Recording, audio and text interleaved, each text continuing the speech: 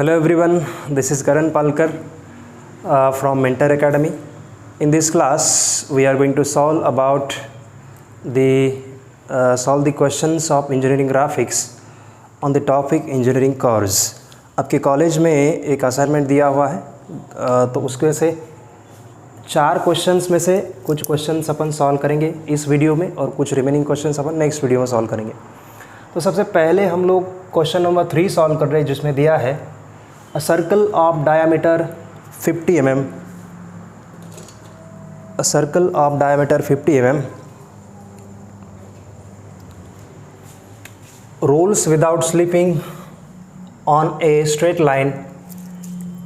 Initially the position of diameter AB of circle is horizontal or it is parallel to the line on which it rolls.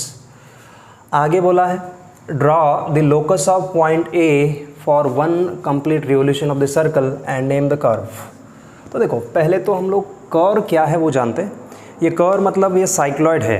जब हम circle को किसी surface के ऊपर या किसी लाइन के ऊपर हम लोग जब उसको रोल करते हैं without slipping, then that curve the locus of any point on the circumference of the circle is called cycloid. तो वो साइक्लॉइड होता है हमेशा।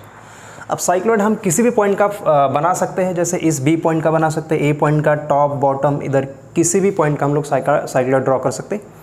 लेकिन आपको क्वेश्चन में कंडीशन दी है कि एक डायामीटर ए बी है, वो diameter A B initially horizontal है, parallel to this base line है, और उसका जो ए पॉइंट है उस ए पॉइंट का हमें लोकस ड्रॉ करना है, मतलब साइक्लॉइड ड्रॉ करना है।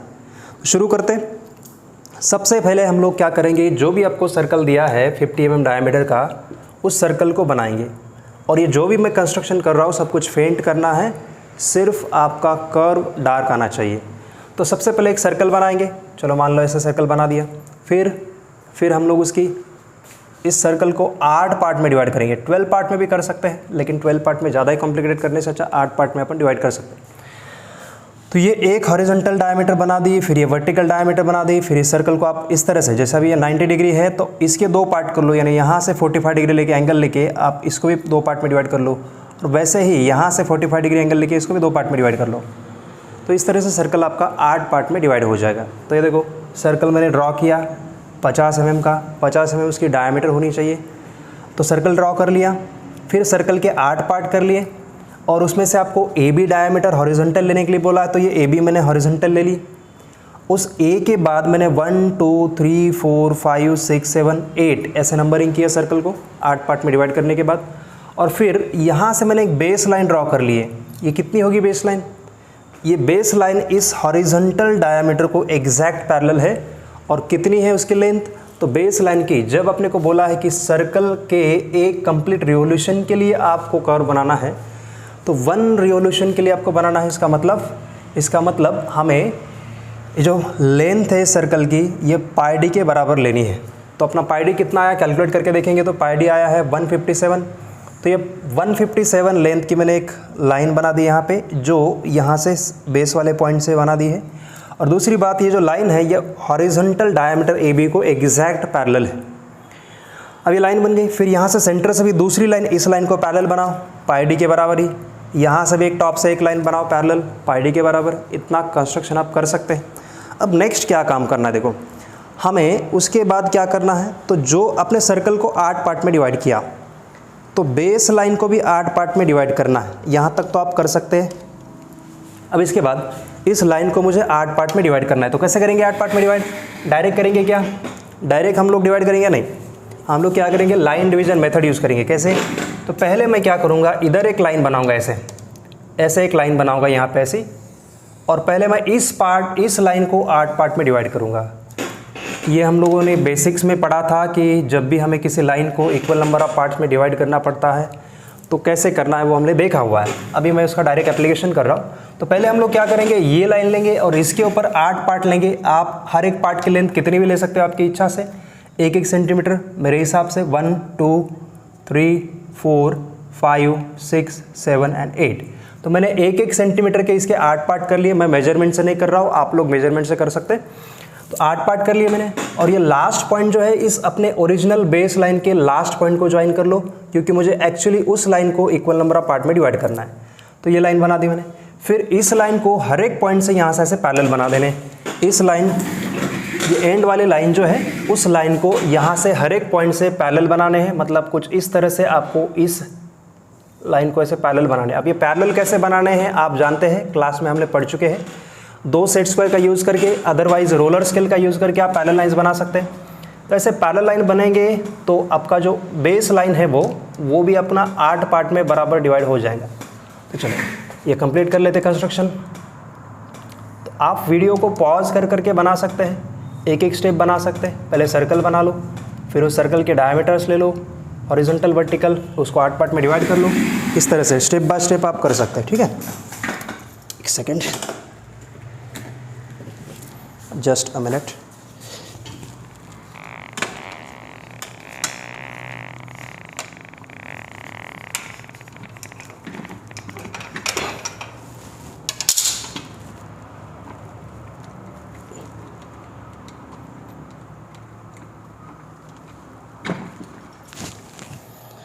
एक मिनट, अब ये मेरा माइक थोड़ा सा लटक गया है चेयर के अंदर। चलो ठीक है, कोई बात नहीं।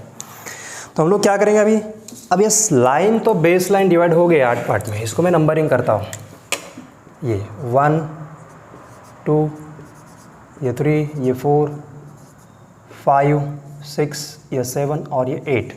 तो अपने बेस लाइन को भी 8 पार्ट में डिवाइड किया, सर्कल को भी 8। अगर सर्कल को 12 पार्ट में डिवाइड करते तो इस बेस लाइन को भी 12 पार्ट में डिवाइड करना पड़ता।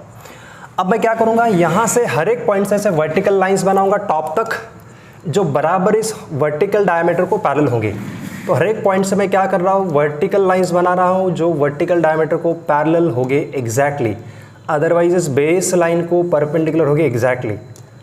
इस तरह से कंस्ट्रक्शन कर रहा हूँ, ठीक है। ये मैंने कंस्ट्रक्शन कर दिया इस तरह से।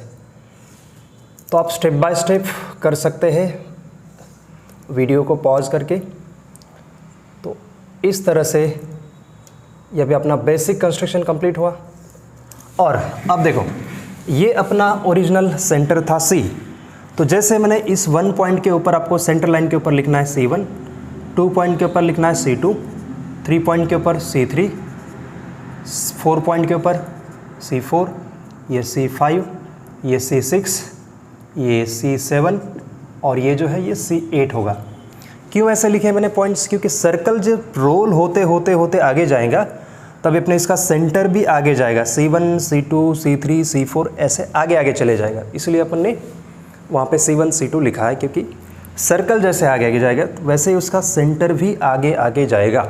ये उसका लॉजिक। अब आगे बढ़ते हैं। अपना बेसिक कंस्ट्रक्शन तो हम लोग कंप्लीट कर चुके हैं। अब अपने को कंपास की ज़रूरत पड़ने वाली है। अब हम लोग कंपास लेंगे। कंपास में रेडियस के बराबर डिस्टेंस लेंगे। रेडियस आपकी 25 mm होगी, तो सर्कल के रेडियस के बराबर आप 25 mm कंपास में डिस्टेंस लो। सबसे पहले देखो अपने को कौन से पॉइंट का कर्व बनाना है। हमें बनाना है साइक्लॉइड इस A पॉइंट का, ठीक है। तो क्या करेंगे, अब सर्कल से, एक मिनट, थोड़ा सा अपना कंस्ट्रक्शन इनकम्प्लीट है। ये जो 1 2 3 4 सर्कल के ऊपर के पॉइंट्स है ना, वहाँ से भी ऐसे हमें हॉरिजॉन्टल लाइंस बनाने एंड तक। जो भी ये सर्कल के ऊपर के भी पॉइंट्स हैं वहाँ से भी हमें क्या करने हैं, हॉरिजॉन्टल लाइंस बनाने हैं। तो चलो बना देते हैं हॉरिजॉन्टल लाइंस एंड तक। ये 1 और 3 से एक ही लाइन पास हो रही है, होनी भी चाहिए, तभी आपका कंस्ट्रक्शन सही होगा। वैसे यहाँ पे देखो 8 और 4 से तो लाइन चली गई है, 2 से चली गई, 1 से गई, 3 से गई, 8 से गई, 4 से गई, लास्ट वाले पॉइंट से गई, यहाँ से जाना बाकी है। तो यहाँ से भी एक हॉरिजॉन्टल लाइन बनाएंगे हम लोग सर्कल के पॉइंट्स के थ्रू, वहाँ से भी एक हॉरिजॉन्टल लाइन बनाएंगे। तो ऐसे हमने ये एक हॉरिजॉन्टल लाइन बना दी एंड तक। अब अपना बेसिक कंस्ट्रक्शन जो है वो कंप्लीट हो गया। अब हमें थोड़ा सा कर्व की तरफ जाना है। अब क्या करेंगे, कंपास में रेडियस के बराबर डिस्टेंस सबसे पहले C1 सेंटर के ऊपर रखेंगे, और ये सर्कल से पास होने वाली 1 वाली लाइन, ये 1 पॉइंट के थ्रू जो पास हो रही है उसके ऊपर मैं से C1 को सेंटर लेके कंपास में रेडियस के बराबर डिस्टेंस लेके इसके ऊपर आर्क कट करूँगा। ये कर लिया, यहाँ पे आ गया। फिर मैं C2 सेंटर लूँगा और डिस्टेंस उतना ही रखूँगा रेडियस के बराबर। फिर C2 सेंटर के ऊपर अपना कंपास रख के फिर मैं यहाँ पे ऊपर 2 वाले लाइन के ऊपर आर्क कट करूँगा। 2 वाली कौन सी है, ये टॉप वाली लाइन। तो वैसे यहाँ से बराबर ऐसे आर्क कट होगा। फिर C3 सेंटर लेंगे और 3 वाले लाइन के ऊपर आर्क कट करेंगे। ये 3 वाली लाइन सर्कल के थर्ड पॉइंट से पास होने वाली हॉरिजॉन्टल लाइन। आर्क्स हमें हॉरिजॉन्टल लाइन के ऊपर कट करने सभी। C3 सेंटर लिया, थर्ड लाइन के ऊपर आर्क कट किया, फिर C4 सेंटर लिया, फिर फोर्थ लाइन के ऊपर, ये फोर्थ से पास होने वाली लाइन, तो फोर्थ लाइन के ऊपर आर्क कट किया, फिर C5 सेंटर लिया, फिर C5 सेंटर लिया और अपने फिफ्थ वाले सर्कल के फिफ्थ वाले लाइन के ऊपर आर्क कट किया, फिर C6 लिया तो बराबर यहाँ पर आ जाएगा आर्क 6 के ऊपर, फिर C7 सेंटर लिया और यहाँ पे कहीं पे आर्क आ जाएगा, फिर से 8 सेंटर लिया और यहाँ पे कहीं पे आर्क आ जाएगा आपका। ठीक है, तो कुछ इस तरह से आपको पॉइंट्स मिले। अब जो भी पॉइंट्स मिले हैं हमें आर्क्स कट करते करते,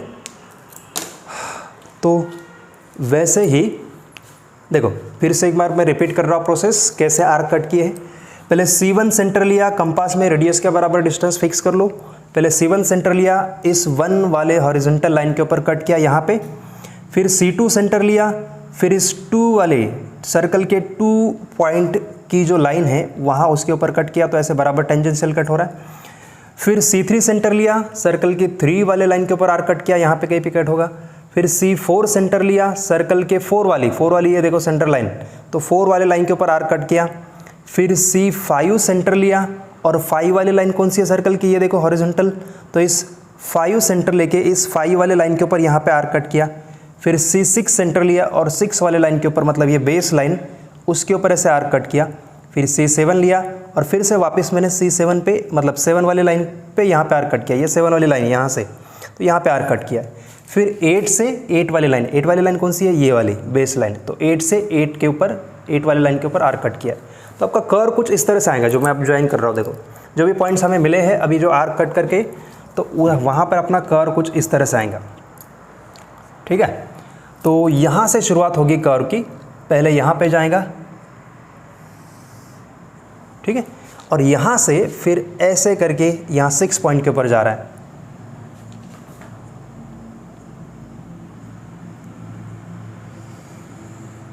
सिक्स पॉइंट के ऊपर आ गया। अब यहाँ से वापस यहाँ तक जा रहा है। तो इस तरह से आपका कुछ कर्व है। कर्व को मैं थोड़ा सा डार्क कर रहा हूँ, आपको स्मूथली डार्क करना है उसको। मैं थोड़ा सा डॉट डॉट से डार्क कर रहा हूँ क्योंकि मेरे दोबारा उसको बनाना पॉसिबल नहीं है, तो मैं थोड़ा सा डार्क कर रहा हूँ, लेकिन ऐसे डॉट डॉट देके। लेकिन आप लोगों को स्मूथ बनाना है, उसको अच्छे से बनाना है, ऐसे डॉट डॉट नहीं करने हैं क्योंकि आपको सबमिशन करना है उसका। ठीक है, कभी वैसे डॉट डॉट नहीं होता, मैं थोड़ा सा दोबारा ड्रॉ करने में परेशानी हो जाएंगी, तो उसी के ऊपर थोड़ा सा ब्लैक कर रहा हूँ।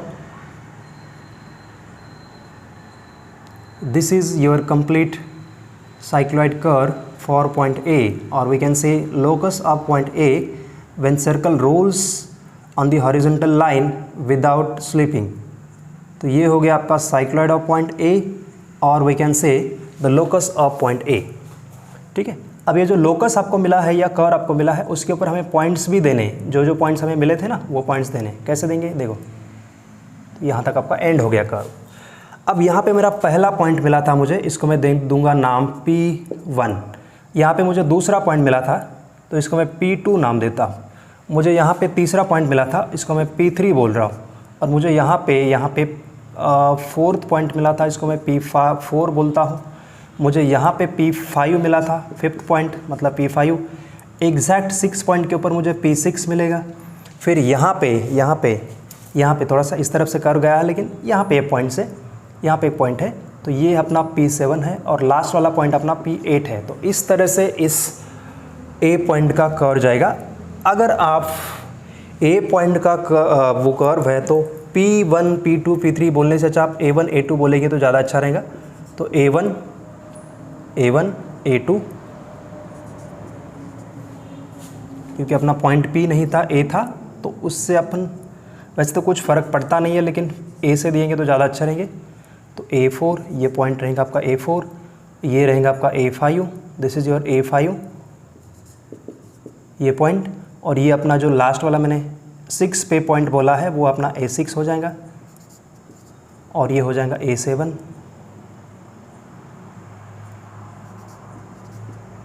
और ये हो जाएगा A8 लास्ट वाला पॉइंट।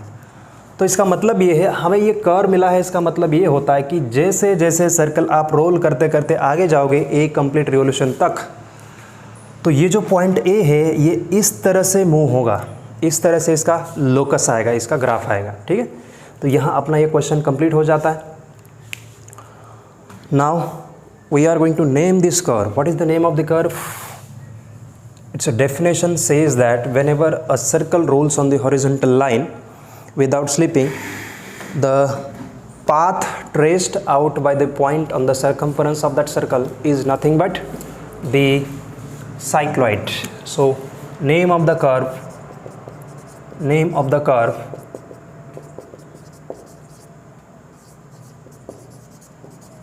is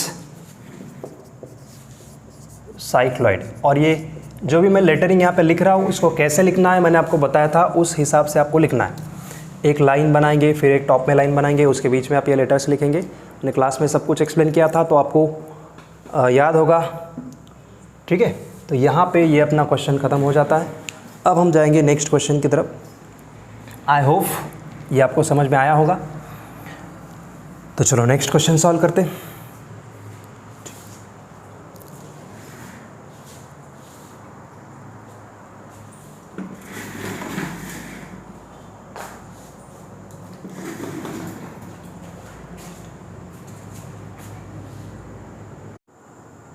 चलो अब हम देखते हैं नेक्स्ट क्वेश्चन, क्वेश्चन नंबर 1। इस क्वेश्चन में क्या बोला है देखो, यहाँ पर भी हमें साइक्लॉइड ही बनाना है। क्वेश्चन में क्या बोला देखते हैं। Draw the path traced out by a point on the circumference of circle but opposite to the contact point. Circle rolls without slipping vertically downward for the distance equals to its perimeter. The diameter of circle is 40 mm। Name the curve. देखो ये भी curve अपना cycloid ही है। जब भी कोई circle roll होता है without slipping then that curve is cycloid. Circle की डायमीटर 40 mm दी है और ये सर्कल अभी इस बार वर्टिकल लाइन के ऊपर रोल होने वाला है।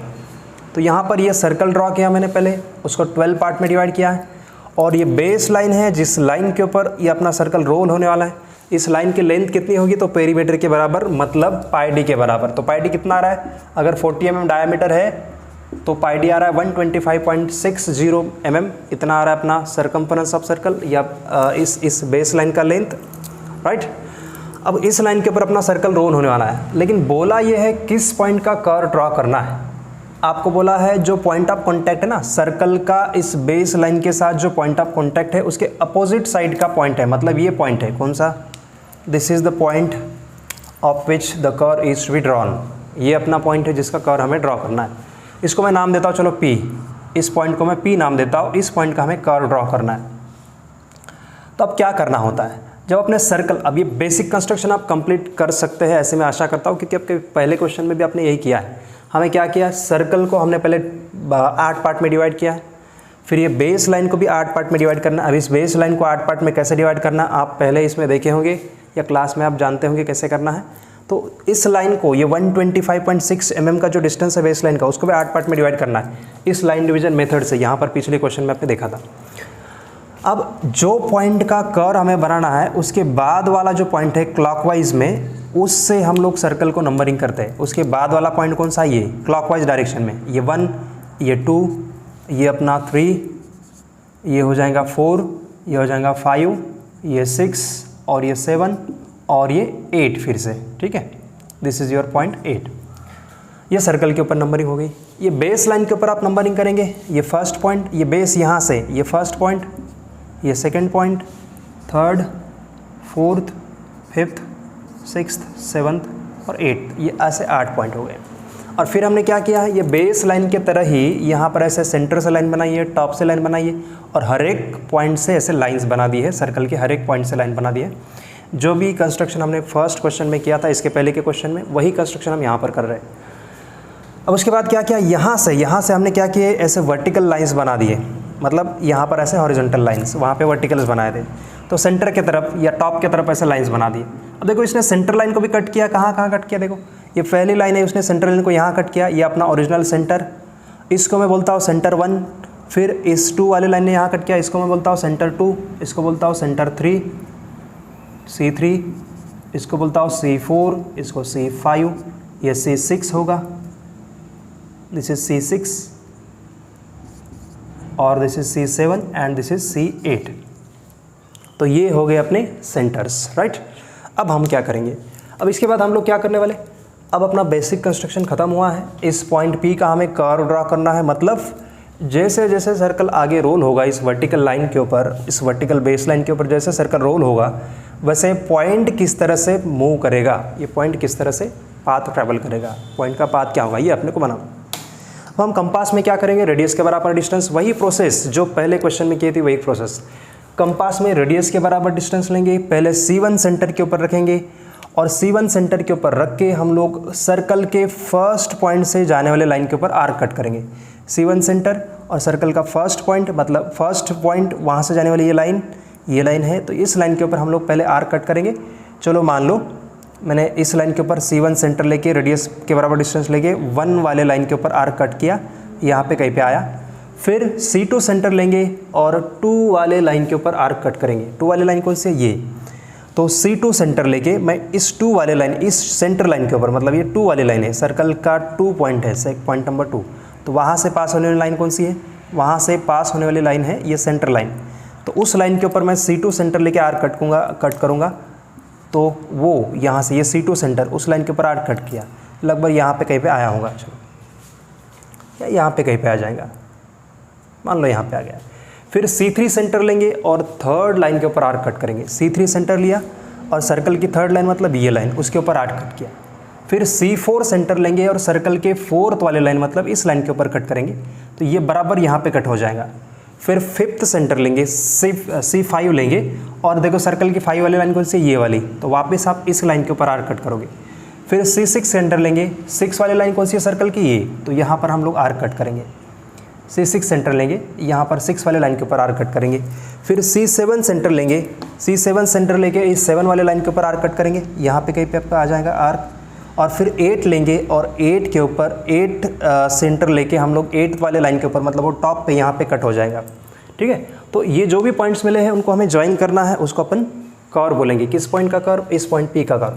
तो ड्रॉ करने में थोड़ी सी गड़बड़ हो सकती है, मैं कोशिश कर रहा हूँ, उसके बाद आप फाइनली ड्रॉ करेंगे, ठीक है। तो ड्रॉ करते वक्त यहाँ पे थोड़ी सी दिक्कत हो सकती है, ठीक है। इस तरह से ड्रॉ करेंगे आप कर्व, आप रेंज कर्व का यूज़ कर सकते हैं और फिर यहाँ से यहाँ पे ऐसे जाएगा कर्व। मैं इसको थोड़ा सा फिर से डार्क कर रहा हूँ डॉट डॉट से, लेकिन आपको उसको एकदम स्मूथली डार्क करना है, ठीक है। बस 1 मिनट का टाइम, मुझे इसको थोड़ा सा डार्क करने दो, उसके बाद हम पॉइंट्स को नंबरिंग करेंगे।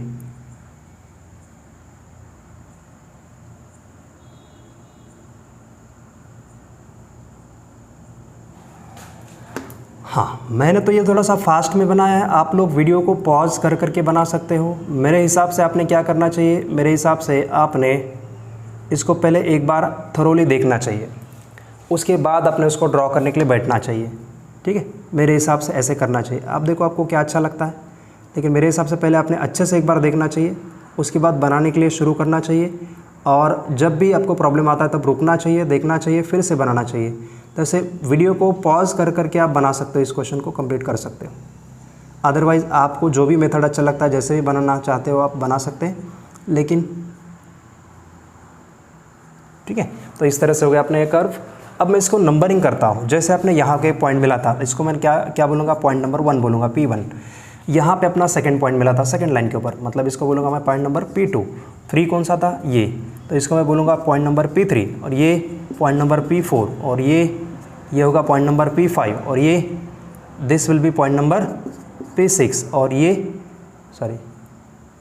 ये नहीं, यहाँ पे एक्चुअली थोड़ा सा कर्व दूसरी तरफ से गया है, लेकिन आप कोशिश कर सकते हो बराबर पॉइंट से जाएगा। तो ये अपना होगा पॉइंट नंबर P7, और ये आपका जो पॉइंट है ये होगा पॉइंट नंबर P8। तो ऐसे 8 पॉइंट आपको मिल जाएंगे। This is complete cycloid of this point P which is opposite to the point of contact. ये सर्कल जिस बेस लाइन के कॉन्टैक्ट में है, उस पॉइंट के अपोजिट साइड पे अपना पॉइंट है P, और उसका हमें बनाना है साइक्लॉइड, उसका हमें बनाना है कर्व। तो ये आपका कंप्लीट कर्व है, ठीक है। तो I hope you will understand this, आपको समझा होगा, ऐसे आशा करता हूँ। यहाँ पे डिस्टेंस वगैरह आप प्रॉपरली कैलकुलेट करके देख लेना, हो सकता है थोड़ी सी गड़बड़ हुई हो। और यहाँ पे अपना ये क्वेश्चन ख़त्म हो जाता है। तो क्वेश्चन नंबर 3 और क्वेश्चन नंबर 1 हमने इस वीडियो में कंप्लीट किया है। अब नेक्स्ट वीडियो में हम लोग क्या करेंगे, नेक्स्ट वीडियो में जो रिमेनिंग क्वेश्चन है ना 2, उसको हम लोग कंप्लीट करेंगे। और दूसरा, आप लोगों का काम ये है कि अपने चैनल को थोड़ा सब्सक्राइब करना है, उसके बाद जो भी आपके फ्रेंड्स हैं उनको भी शेयर करना है और लाइक भी करना वीडियो को, ताकि मेरा भी थोड़ा सा इंटरेस्ट बढ़ सके। इस तरह से वीडियो मैं बाद में भी बना के डाल सकता हूँ, लेकिन आपके ऊपर डिपेंड है आप किस तरह से मोटिवेट करते हैं। ठीक है, तो आप लोग सब लोग सब्सक्राइब करेंगे, लाइक करेंगे वीडियो को और अपने दोस्तों के साथ शेयर करेंगे। ठीक है, थैंक यू। फिर मिलते हैं नेक्स्ट वीडियो में।